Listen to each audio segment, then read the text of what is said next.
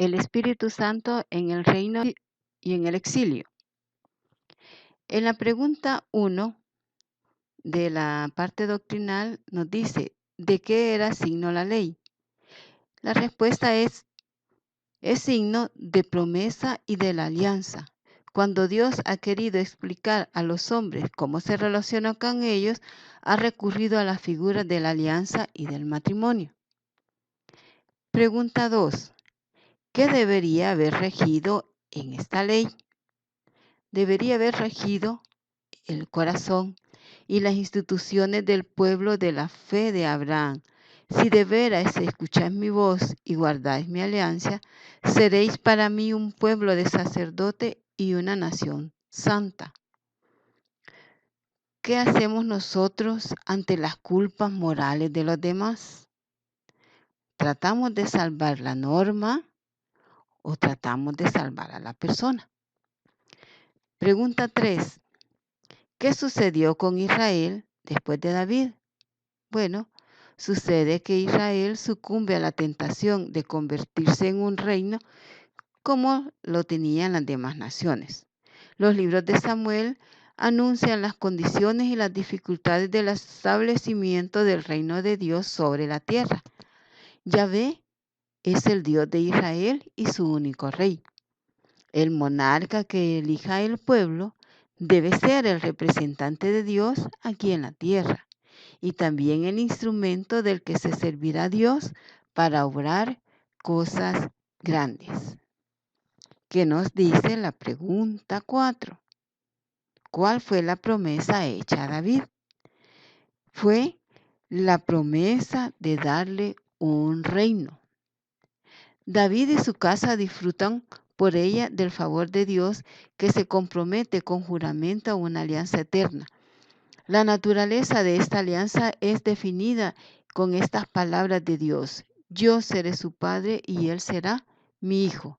La esperanza de un mundo mejor pasa por la de un mediador humano. Se espera al rey ideal que librará de la opresión y hará reinar una justicia perfecta. Esta esperanza se concretó a partir del oráculo del profeta Natán, que prometía al rey David que uno de sus hijos lo sucedería y que su reinado subsistiría siempre. ¿Qué nos dice la pregunta 5? ¿Cuál fue la doble característica del reino prometido a David? La doble característica fue, 1, que es obra del Espíritu Santo, y 2, que pertenecerá a los pobres según el Espíritu Santo. Bueno, en formas más variadas, la experiencia del Espíritu es en el fondo siempre la misma.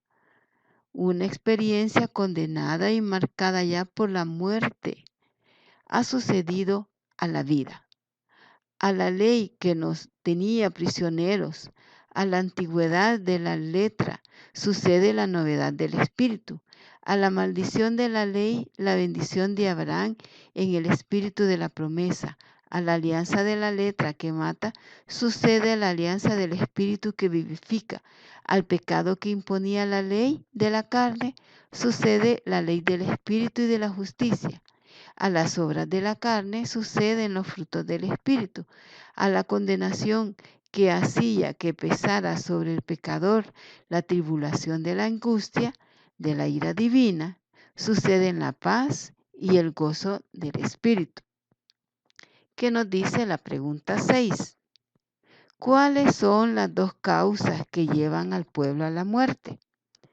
La respuesta: el olvido de la ley y la infidelidad a la alianza llevan a la muerte. Una de las formas en las que el Espíritu Santo comienza a ser deseado es cuando Yahvé da la ley a su pueblo en el monte Sinaí. Ese fue un momento de gracia. Vosotros seréis mi pueblo y yo seré vuestro Dios. Fue un compromiso donde el pueblo se comprometía a cumplir esa ley que estaba escrita en las tablas de piedra. Y yo seré vuestro Dios. Jamás me apartaré de vosotros. Lo que ocurre, que esa ley, por una parte, era una gracia de Dios, pero por otra parte, dejaba en evidencia la impotencia del hombre, privado de la semejanza divina por el pecado original para poder cumplirla. ¿Qué nos dice la pregunta 7? ¿Cuáles son los 6 aspectos que hay que considerar para entender el significado del exilio? Comentemos cada uno de ellos. Un aspecto, 1. Aparentemente fracaso de las promesas. ¿Qué quiere decir? Israel se fue dando cuenta de que no le bastaba con una ley escrita en una tabla de piedra. Necesitaba el Espíritu Santo, que es el que capacita, hace que esa ley sea gozosa y no sea pesada, para que Israel no sienta la ley como un peso, sino como una liberación. ¿Cuál es el segundo aspecto? Fidelidad misteriosa de Dios. ¿Qué quiere decir? Escribiré mi ley en vuestros corazones.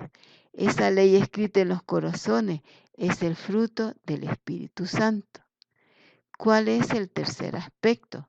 Comienzo de una restauración prometida. ¿Qué quiere decir? Cuando dejamos al Espíritu Santo, vemos que la ley de Dios no solo es la voluntad de Dios, sino que es el bien del hombre. Eso lo hace entender el Espíritu Santo. Eso es así y no más. El cuarto aspecto que nos dice, pero según el Espíritu Santo. ¿Qué quiere decir? El hombre espiritual entiende que las cosas son pecado porque hacen daño al hombre. La voluntad de Dios es nuestro bien. Entiende que la ley no es un precepto caprichoso de Yahvé, sino que la voluntad de Dios es el bien del hombre. Solo lo hace entender el Espíritu Santo. En el quinto aspecto, ¿cuál es? Era necesario que el pueblo de Dios sufra esta purificación. ¿Qué nos quiere decir? Momento de gracia para el pueblo de Israel. Paradójicamente es el exilio, cuando Israel es llevado al exilio, que es un aparente fracaso de las promesas. El sexto aspecto, el exilio lleva el exilio lleva ya la sombra de la cruz en el designio de Dios. Se ha producido el olvido de la ley, la infidelidad a la alianza.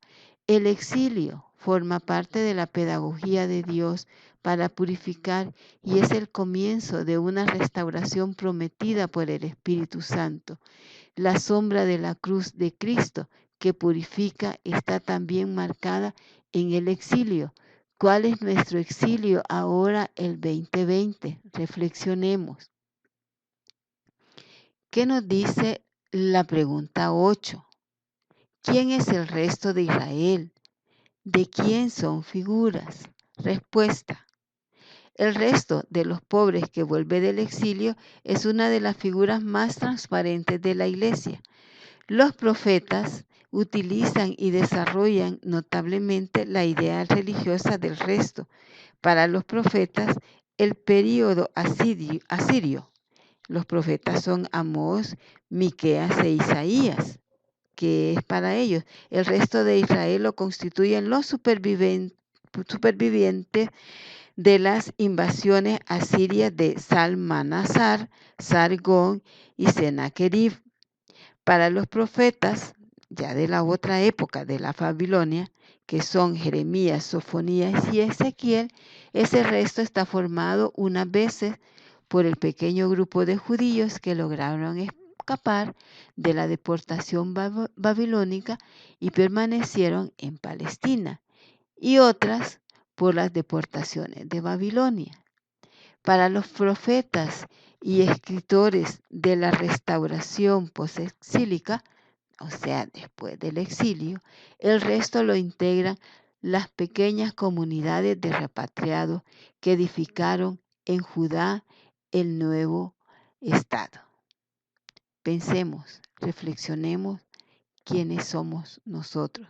¿Qué relación encontramos entre la evocación de la vivencia, hace 3 sábados, la de la iluminación bíblica, el sábado pasado, y la iluminación doctrinal. Pensemos. Sargón y Sennacherib. Para los profetas, ya de la otra época de la Babilonia, que son Jeremías, Sofonías y Ezequiel, ese resto está formado unas veces por el pequeño grupo de judíos que lograron escapar de la deportación babilónica y permanecieron en Palestina, y otras por las deportaciones de Babilonia. Para los profetas y escritores de la restauración posexílica, o sea, después del exilio, el resto lo integran las pequeñas comunidades de repatriados que edificaron en Judá el nuevo Estado. Pensemos, reflexionemos quiénes somos nosotros. ¿Qué relación encontramos entre la evocación de la vivencia, hace 3 sábados, la de la iluminación bíblica, el sábado pasado, y la iluminación doctrinal? Pensemos. El sábado pasado y la iluminación doctrinal. Pensemos.